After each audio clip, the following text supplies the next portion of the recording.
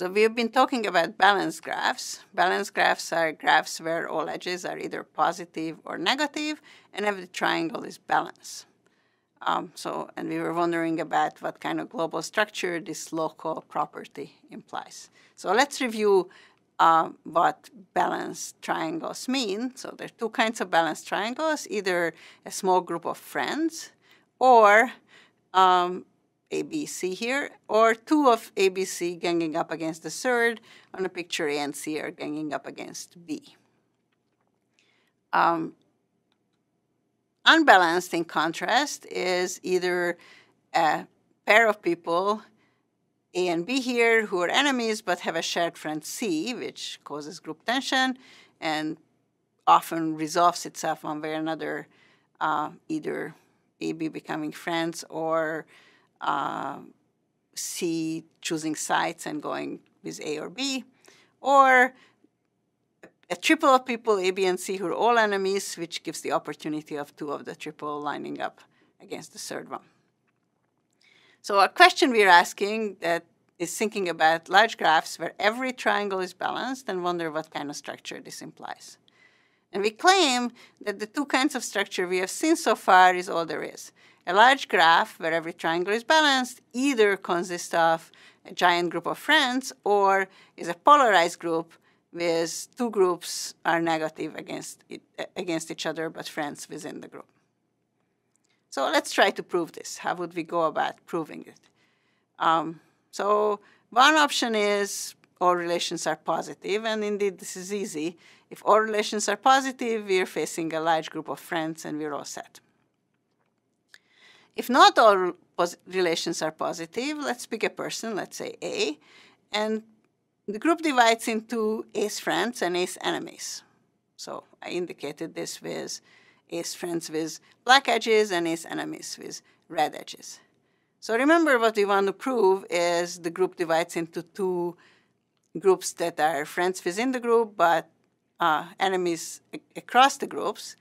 And we see the group structure already just looking at A's friends. It must be the case, if indeed there are two groups, that one group consists of A's friends and the other group consists of A's enemies. So let's try to prove this. What I need to prove is that within X, all relations are positive, within Y, all relations are positive, and across the groups, all relations are negative. So let's focus on X first. Indeed, in X, we see that A has positive relations. What we need to think about, is it true that other people in the group must have positive relations also? So let's focus on one of those. So A has two friends, B and D, in the group. And what kind of relation can B and D have? A, B, and D form a triangle, and if this triangle is balanced, and we claimed every triangle is balanced, it must be that B and D are friends, as there are only one kind of triangle with two positive edges that's balanced is the all-positive triangle.